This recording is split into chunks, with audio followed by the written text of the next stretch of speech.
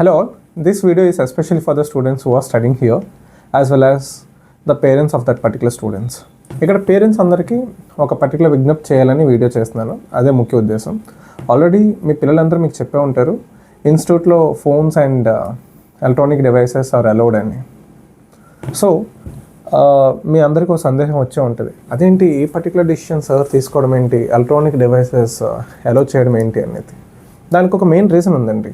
Main reason ఏంటంటే actually ఇక్కడ ఒక పర్టికులర్ ఇష్యూ వస్తుంది, దానికి నేను సొల్యూషన్గా టెక్నాలజీని ఎంచుకుంటున్నాను. ఓకే, ఇష్యూ ఏంటో చెప్తాను చూడండి. ఫర్ ఎగ్జాంపుల్, ఒక క్లాస్లో ఒక 30 to 40 స్టూడెంట్స్ ఉన్నారు. చాలామంది బాగా చదువుతారు. ఫర్ ఎగ్జాంపుల్ 30 స్టూడెంట్స్లో 25 స్టూడెంట్స్ బాగా చదువుతున్నారు, ఇంకా 5 స్టూడెంట్స్ బాగా చదవట్లేదు. సో టీచర్కి తెలుసు ఆ విషయం, ఆ 5 పిల్లలు బాగా చదవట్లేదని టీచర్కి తెలుసు. పోనీ ఈ 5 పిల్లలు దృష్టిలో పెట్టుకొని ఆ క్లాస్ ఆపేసి ఈ 5 ముందుకు పిలిచి వాళ్ళకి డౌట్స్ ఏమైనా ఉంటే క్లియర్ చేయడానికి అవుతుందా? అవ్వదు. ఎందుకంటే ప్రిన్సిపల్ రూమ్లోనే ఒక ట్రాక్ షీట్ ఇచ్చి పంపిస్తారు, ఈరోజు ఈ సిలబస్ ఎలాగైనా కంప్లీట్ చేయాలని చెప్పేసి. కాబట్టి టీచర్కి ఆ విషయం తెలిసినా సరే 5 పిల్లల్ని అక్కడే ఉంచి ఈ 25 మందినో 20 మందినో దృష్టిలో పెట్టుకొని ఆ క్లాస్ ఆ రోజు ఆ సిలబస్ కంప్లీట్ చేయాల్సిందే. అప్పుడు వాళ్ళకి 5 పిల్లలకి ఎప్పటికీ అర్థం కాదు. అది అర్థమయ్యేలా చెప్పాలంటే రోజు షెడ్యూల్ ఉంటుంది కదా, ప్రతిరోజు క్లాసులు చెప్పాలి కదా సార్. సో ఎప్పుడు టీచర్ అది కంప్లీట్ చేయడానికి ఆ పిల్లల్ని ముందుకు తీసుకురావడానికి అవుతుంది? ఇదంతా కొంచెం ఇబ్బందిగానే ఉంటుంది. సో దీనికి నేను ఏంటంటే ప్రయత్నం చేస్తున్నాను. నేను ఇప్పుడు క్లాసులు చెప్పేటప్పుడు ఒక్కొక్క క్లాస్ ఒక్కొక్క స్టూడెంట్కి అయిపోయి ఉండొచ్చు, వచ్చేసి ఉండొచ్చు, ఇంకొంతమందికి అసలు దాని బేసిక్స్ కూడా రాకపోయి ఉండొచ్చు. అయితే నేను బాగా వచ్చిన దృష్టిలో పెట్టుకుని క్లాస్ చెప్తే ఈ కొంచెం స్లోగా ఉన్న స్టూడెంట్కి అర్థం కాదు. స్లోగా ఉన్న స్టూడెంట్ని దృష్టిలో పెట్టుకుని క్లాస్ చెప్తే బాగా చదువుతున్న స్టూడెంట్కి టైం వేస్ట్ అవుతుంది. సో ఇది మొత్తానికి సొల్యూషన్గా. అండ్ ఇంకొంతమంది స్టూడెంట్స్ ఉన్నారండోయ్, వాళ్ళు ఎలాగంటే స్కూల్కి వెళ్తారట, అసలు ఏ లెసన్ నేర్చుకోరట, జస్ట్ అంటే అసలు ఏమీ లేవు, అంటే మినిమం బేసిక్స్ కూడా నేర్చుకోవట్లే. అలాంటి పిల్లలు మనం ఏం చేస్తాం? అలాంటి పిల్లలు కూడా ఉన్నారు. ఇక్కడ ఎవరిని ఉద్దేశించి కాదు, కానీ నేను చూస్తున్న సర్కమ్స్టాన్సెస్లో ఒక్కొక్కసారి ఒక్కొక్క ఫ్యాక్టర్ నన్ను ఆలోచింపజేస్తుంది. అలాంటి పిల్లలు పాప 9th వచ్చేసో 10th వచ్చేసో ఉంటారు, 7th ఉన్న క్యాలిక్యులేషన్స్ 8th ఉన్న క్యాలిక్యులేషన్స్ కూడా చేయలేకపోతుంటారు. మేబీ ఒక్కొక్కరికి ఒక్కొక్క క్యాపబిలిటీ ఉంటుంది. బట్ వీటన్నిటికీ నేను సొల్యూషన్గా ఏమనుకుంటున్నానంటే, ఫర్ ఎగ్జాంపుల్ ఇక్కడ 30-40 స్టూడెంట్స్ ఉంటే, ఫర్ ఎగ్జాంపుల్ 11th 12th కొంతమంది జేఈ మెయిన్స్ అండ్ అడ్వాన్స్ చేసే క్యాపబిలిటీ ఉంటుంది. ఇంకొంతమంది ఇంటర్మీడియట్ పబ్లిక్ ఎగ్జామినేషన్కే చాలా కష్టం ఉన్న స్టూడెంట్స్ కూడా ఉంటారు, డెఫినెట్లీ ఉంటారు. సో 5,000 ఒకేలా ఉండవు కదా, ఇక్కడ ఎవరిని అనట్లేదు, బట్ అందరి పొటెన్షియల్ ఒకేలా ఉండదు కదా. కాబట్టి నేను ఈ డిసిషన్ తీసుకోవడానికి రీజన్, దీనికి సొల్యూషన్గా ఏ స్టూడెంట్స్కి ఎక్కడ ల్యాక్ ఆఫ్ అయి ఉంటుందో, ఏ స్టూడెంట్స్కి ఎక్కడ ఇబ్బంది అయి ఉంటుందో ఆ స్టూడెంట్స్కి, అంటే ఆ లెసనే డౌట్ అంటే ఆ లెసనే నేను వాళ్ళు వచ్చేసరికి మొత్తం కస్టమైజ్డ్గా వాళ్ళకి అర్థమయ్యేలాగా క్లాస్ని నేను రికార్డ్ చేసి ఉంచుతాను. ఆ క్లాస్ కూడా 40-50 మినిట్స్లో అయిపోయేలా ఉంచుతాను. ప్రతి 40 minutes షెడ్యూల్ సెషన్ తర్వాత అయిపోయిన తర్వాత ఒక 10 minutesలోనే ఏదైతే క్లాస్ చెప్పానో దాని మీద టెస్ట్ కూడా ఉంటుంది.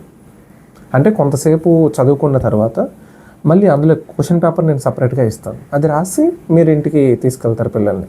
ఇలా ప్రతిరోజు session plus revision plus test.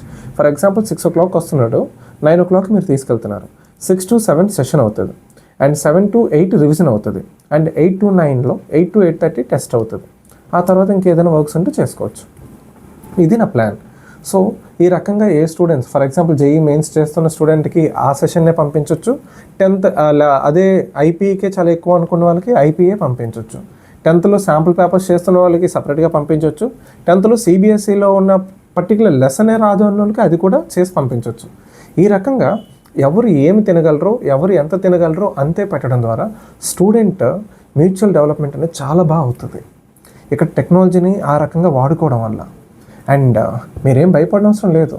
వాళ్ళు ఏదైతే సెషన్ వింటున్నారో, ఏ స్టూడెంట్స్కి అయితే నేను క్లాసెస్ ఇస్తున్నానో వాళ్ళ స్క్రీన్ షేరింగ్ అనేది నా ల్యాప్టాప్లో అవుతుంది. అంటే వాళ్ళు ఏమేమి చేస్తున్నారో ఏమేమి వింటున్నారో కూడా నేను డైరెక్ట్గా నా ల్యాప్టాప్ నుండే నేను చూడొచ్చు. As well as CCTV cameras నుండి, యాజ్ వెల్ యాజ్ నేను వాళ్ళ చుట్టూ రౌండ్స్ వేస్తాను, మానిటర్ చేస్తాను. కాబట్టి ఇక్కడ అసలు ఎటువంటి నెగిటివ్లోకి వెళ్ళడానికి, నెగిటివ్ డీవియేషన్ ఉండడానికి అసలు ఛాన్సే ఉండదండి. అండ్ పేరెంట్స్కి ముఖ్యంగా విజ్ఞప్తి ఏంటంటే, ఫోన్స్లో ట్యాబ్స్లో కానీ అసలు సిమ్ కార్డ్ అనేది పెట్టొద్దు. ఇక్కడ వైఫై ఉంటుంది. సో నేను ఇక్కడ వైఫై కూడా ఎవరికి అవసరం లేదు. ఓన్లీ క్విక్ షేర్ నుండి మనం వీడియో షేర్ చేయొచ్చు, సెషన్స్ షేర్ చేయొచ్చు, అండ్ వెళ్ళేసరికి మళ్ళీ వాటన్నిటిని కూడా డిలీట్ చేయించే పంపిస్తాను. కాబట్టి ఇక్కడ ఎటువంటి ఇష్యూ రాదు మీకు. అండ్ మెయిన్గా నేను ఫోన్స్ అందుకే వద్దని చెప్తున్నాను. ఫోన్స్లో సిమ్ కార్డ్స్ అనేవి అవసరం లేదు. సిమ్ కార్డ్స్తో పని లేదు, నెట్తో పని లేదు, అసలు ఏం పని లేదు. ఒక device to share to see the session అంతే, అదంతా నేను చూసుకుంటాను. మీరు జస్ట్ ఒక ఎలక్ట్రానిక్ డివైస్ ఇచ్చి పంపించండి. అండ్ సిమ్ కార్డ్స్ అనేవి అవసరం లేదు, అసలు ఎటువంటి సిమ్ కార్డ్స్ అవసరం లేదు. జస్ట్ స్క్రీన్ ఉండి ఇయర్ ఫోన్స్ ఉంటే చాలు. అండ్ మొత్తం స్పేస్ మొత్తం చాలా సైలెంట్గా ఉంటారు, ఎవరి సెషన్స్ వాళ్ళు కంప్లీట్ చేస్తారు. అండ్ ఇంకొకటి ఏంటంటే ఇక్కడ కస్టమైజ్డ్గా ఎవరికైనా ఎప్పుడైనా ఏమైనా డౌట్స్ వస్తే నేను వెంటనే ఉంటాను, అవి కూడా క్లియర్ చేసేస్తాను వితిన్ మినిట్స్లో.